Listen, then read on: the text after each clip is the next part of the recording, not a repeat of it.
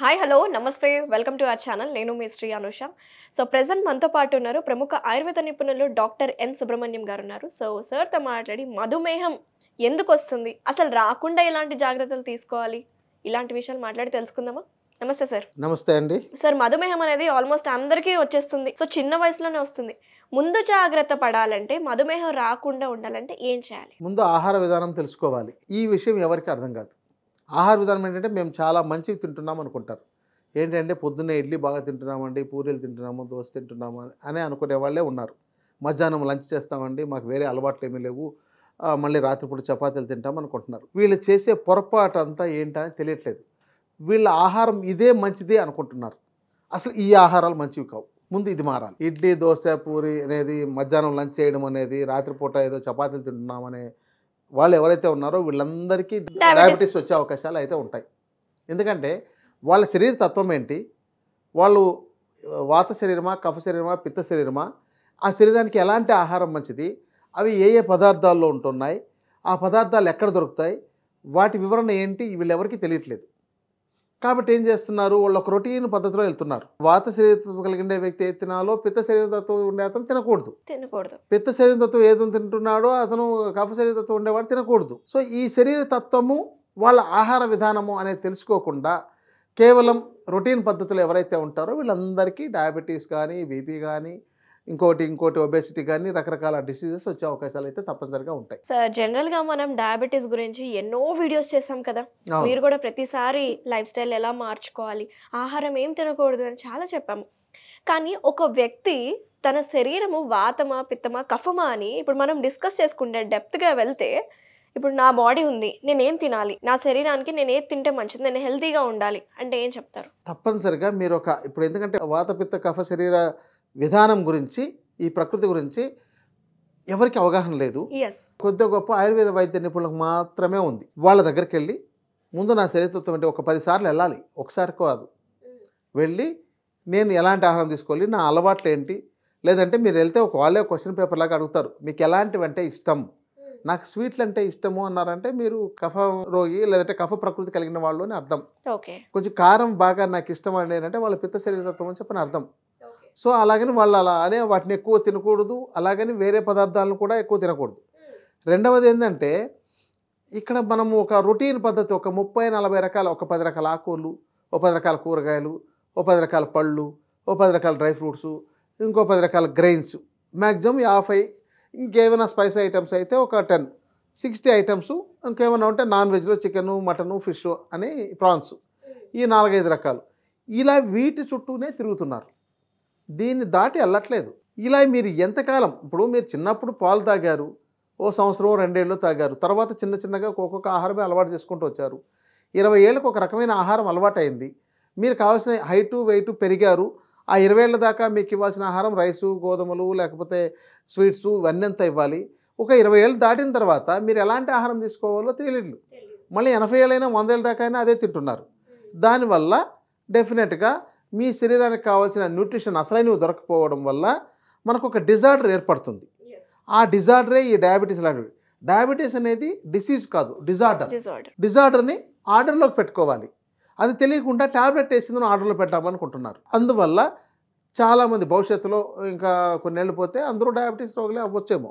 Sir, మనం మాట్లాడుకుంటే ఇంకా డెప్త్గా వెళ్తే, సో స్వీట్స్ తినకూడదు, డయాబెటిక్ ఉన్న వాళ్ళు స్వీట్స్ తినకూడదు అంటారు. మరి స్వీట్స్ క్రేవింగ్, ఇప్పుడు కఫ శరీరం వాళ్ళకి స్వీట్స్ ఇష్టము, మరి కఫ శరీరం వాళ్ళకి డయాబెటీస్ వస్తే మరి ఆహారంలో ఎలా మార్పులు చేసుకోవాలి? ఒకటి ఇక్కడ మంచి ప్రశ్న అడిగారు. అయితే ఒక స్పూన్ చక్కెర ఉంది కదా, అది తయారు చేశారు. ఈ స్పూను చక్కెరలో ఎన్ని చెరుకు గడలు ఉన్నాయి? 2 చెరుకు గడల యొక్క సారమే ఒక స్పూను చక్కెర అవుతుంది. అలాంటప్పుడు మీరు ఒక 2 చెరుకు గడలు తినండి, చూద్దాం, తింటారేమో. మరి మీరు దాన్ని తీసుకొచ్చి దాన్ని షార్ట్ ఫామ్లోకి తీసుకొచ్చి దాన్ని ఎక్స్ట్రాక్ట్ చేసి దాని స్పూన్లు కేజీలు తినేస్తుంటే మరి మీ శరీరం దాన్ని డైజెస్ట్ చేయగలిగే శక్తి దానికి ఉందా? అదే మీరు ఒక చెరుకు గడ తిన్నారనుకోండి, మీరు మళ్ళీ ఇంకొక వారం రోజులు చెరుకు గడ ముట్టుకోలేరు. అంటే ఒక ఎగ్జాంపుల్గా చెప్పానండి, ఒక సైంటిఫిక్గా మాట్లాడుకుంటే. అవును, అదే. కాబట్టి మనం నేచురల్గా ఉండేదాన్ని వదిలేసి దాన్ని చాలా మోడిఫై చేసిందని తీసుకుంటున్నారు. ఇప్పుడు ఒక స్వీట్ షాప్ తీసుకుందాం. ఓ స్వీట్ షాప్లో స్వీట్లో ఏమేమి ఉంటున్నాయి చెప్పండి. దాంతో శనగపిండి, చక్కెర, మైదా కూడా ఉంటుంది. మైదా. సో ఈ చక్కెర, నెయ్యి, శనగపిండి, మైదా ఇవన్నీ ఒకదానికొకటి విరుద్ధ పదార్థాలు. ఈ విరుద్ధ పదార్థాలను ఒకదానికొకటి కలిపి తినకూడదు. ఇక్కడ కలిపి తింటున్నారు. మరి మీరు రోజు స్వీట్లు తినండి. అంటే కొన్ని రోజుల పాటు మీలో ఇమ్యూనిటీ బాగుండి మీలోని కణజాలం బాగున్నట్లయితే కొన్ని రోజుల పాటు తట్టుకోగలుగుతుంది. ఏదో ఒక రోజున మీరు ఆ వాటిలో ఉండే ఎనర్జీని, అంటే మీరు స్వీట్ తింటున్నారు, దాంతో ఎంత ఎనర్జీ ఉందో దాన్ని మీ శరీరం ఉపయోగించుకోకుండా, ఎనర్జీగా కన్వర్ట్ చేయకుండా అలాగే మీ బ్లడ్లో ఉంచేస్తే ఏదో రోజున డయాబెటీస్ అనేది బయటపడుతుంది. ఓకే. లేదండి నేను అన్ని మంచి పదార్థాలే తింటున్నానండి అని ఒక లిస్ట్ తయారు చేసుకుంటారు. కానీ అవి రొటీన్ పద్ధతుల్లో తింటున్నారు. మీ ఇల్లు మీరు మార్చుకోవాలనుకుంటున్నారు, ఒక ఇల్లు కొన్ని రోజులు నచ్చట్లేదు, మీ డ్రెస్ మీకు నచ్చట్లేదు, మీ యొక్క జుట్టు విధానం మీకు నచ్చట్లేదు, కొన్ని రోజులకు అన్నీ మార్చేసుకోవాలనుకుంటారు, కానీ ఫుడ్ మాత్రం మార్చట్లేదు. రెండోది ఏంటంటే ఆయుర్వేద శాస్త్రంలో ఆహార పదార్థాలుగా ఒక 20,000 రకాలు ఉన్నాయి చెప్పిండేవి. దానిలో మనం ఒక 50-60 చుట్టూనే తిరుగుతున్నారు. మీరు నల్ల నువ్వులు వాడారా అంటే లేదండి ఎప్పుడో ఒకసారి ఎక్కడో శని జపం చేసేయడానికి, పూజ చేయడానికి వాడామని అంటారు. అది ఒక స్త్రీ పీరియడ్లో వాడాల్సింది, పీరియడ్ టైంలో లేదు.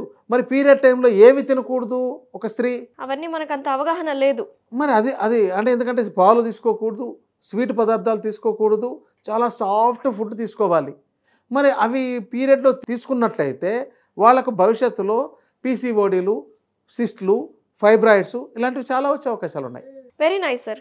ఇప్పుడు దాకా ఈ శరీర తత్వం గురించి మాట్లాడుకున్నాం. ఇప్పుడు ఆల్రెడీ వచ్చిన వాళ్ళు, బాధపడుతున్న వాళ్ళు చాలామంది ఉన్నారు. వాళ్ళకి ఏం చెప్తారు? ఎలాంటి లైఫ్ స్టైల్ పాటించుకోవాలి, ఎలాంటి ఆయుర్వేద మందులు తీసుకుంటే మంచిదంటారు? ఇక్కడ మందుల కంటే ముందు మందులు ఎప్పుడు తాత్కాలికమే వేస్తూ పోతే, ఇప్పుడు ఒక 25 ఏళ్ల వయసులో డయాబెటీస్ వచ్చిండే వ్యక్తి ఎన్నేళ్ల పాటు డయాబెటీస్ మందులు తినాలి? దాదాపు 60 ఏళ్ళు. బతికున్నంత కాలము తినాల్సిందే.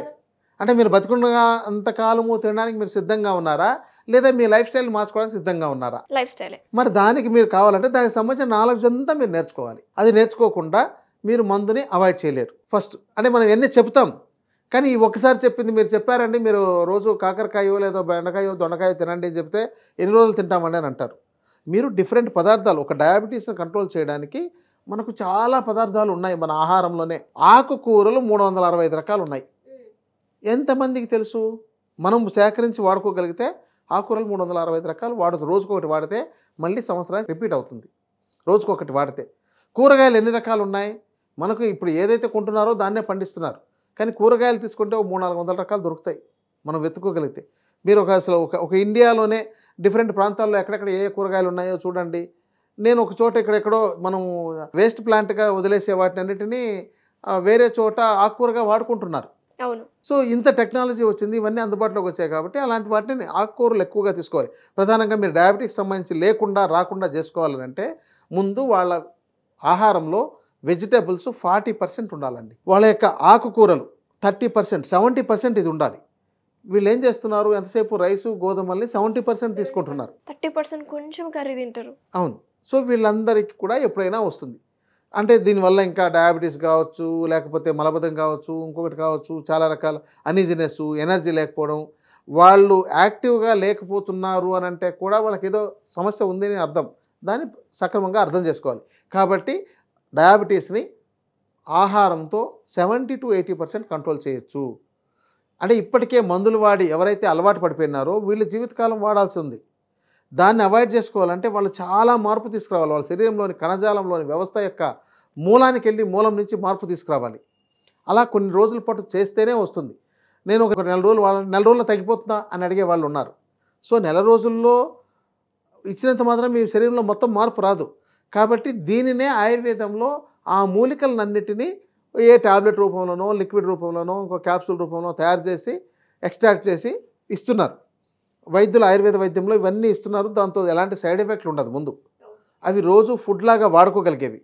కాబట్టి ఇలాంటి వాటిని తీసుకుంటూ గ్రాడ్యువల్గా వాళ్ళ ఆహార విధానాన్ని మార్చుకుంటూ కొన్ని అంటే నేను మెయిన్గా ఒకే ఒక పాయింట్ చెప్తానండి, రోగాలు లేవు, రోగాలు రావు. ఎప్పుడు మీ ఆహార ధర్మాలు, ఆరోగ్య ధర్మాలు, జీవన ధర్మాలు సక్రమంగా ఉంటాయి. ముందు అవి తెలుసుకొని ఏ సీజన్లో ఏ ఫ్రూట్ వాడాలి, ఏ సీజన్లో ఏ ఆకుకూరలు వాడాలి, ఏ సీజన్లో ఏ కూరగాయలు వాడాలి, ఏ సీజన్లో ఎలాంటి పళ్ళు తినాలి తెలుసుకుంటే చాలా బాగుంటుంది. ఇంకొక ఆహార విధానం చెప్తాను. మార్నింగ్ లేవగానే ముందు ఫ్రూట్స్ తినండి. ఎందుకంటే అవి నేచురల్గా పండిండేవి, దాన్ని ఏమీ ప్రాసెస్ చేసి ఉండం. మంచి ఫ్రూట్స్ తెచ్చుకోండి. మంచి ఫ్రూట్ దొరకట్లేదు అంటే అంటే వెతుక్కోవాలి, అంతేగాని అంటే అలాగని బ్యాడ్ వాటిని తింటారా దొరకట్లేదని అంటే మంచి ఫ్రూట్స్ వెతకండి. మార్నింగ్ ఫ్రూట్స్, డ్రై ఫ్రూట్స్ ఈ మిక్స్డ్ కాంబినేషన్ తినండి బ్రేక్ఫాస్ట్లో. లంచ్లో పొట్టున్న ధాన్యాలు, అందరూ పొట్టు తీసేసిన ధాన్యాలు తింటున్నారు. శనగలు కానీ, పెసలు కానీ, మినుములు కానీ అన్నింటినీ పొట్టు తీసేసి ఉండాలి, అన్నీ తెల్లగా ఉండాలి, లేకపోతే చాలా అందంగా ఉండాలి. సో ఈ విధానాన్ని తినకుండా పొట్టున్న ధాన్యాలు ప్లస్ ఆకుకూరలు తినండి. రాత్రిపూట వెజిటబుల్స్ తినండి, ఓన్లీ వెజిటబుల్స్. ఓకే. మీరు మళ్ళీ రాత్రిపూట ఈ పళ్ళు కానీ, డ్రై ఫ్రూట్స్ కానీ, ధాన్యాలు కానీ, ఆకుకూరలు కానీ తినొద్దు. ఇలా ఈ యొక్క ఆహార విధానాన్ని కనుక తీసుకొస్తే డయాబెటీస్ 6 నెలల్లో వాళ్ళకు మ్యాక్సిమం అసలు లేకుండా పోతుంది. వెరీ నైస్ సార్, చాలా వివరంగా ఎక్స్ప్లెయిన్ చేశారు. అసలు జనరల్గా మనం ప్రతిసారి చేసే వీడియోస్ కంటే చాలా స్పెషల్గా ఉంది కదా సార్. అసలు ఎందుకు వస్తుంది కంటే తీసుకోవాల్సిన జాగ్రత్తలు ఏంటి, రాని వాళ్ళు కూడా ఎలాంటి జాగ్రత్తలు తీసుకోవాలి, ఆహారంలో ఎలాంటి మార్పులు చేసుకోవాలి, రొటీన్ ఫుడ్ అనేది కాదు. అంటే ఇది 10 నిమిషాల్లో చెప్పేది కాబట్టి విషయం షార్ట్గా చెప్పాను. వీళ్ళు ఇప్పుడు నా దగ్గరకు వచ్చే వాళ్ళకి నేను మొత్తం ఒక్కొక్కసారి ఒక్కొక్క లిస్ట్ రాసిస్తాను. అలాంటి వాడినప్పుడు ఆటోమేటిక్గా వాళ్ళు బాగా తగ్గిందండి, ఇప్పుడు బాగుందండి అని వాళ్ళే చెప్తున్నారు. Very nice sir, thank you so much for valuable information. నమస్తే. నమస్తే అండి.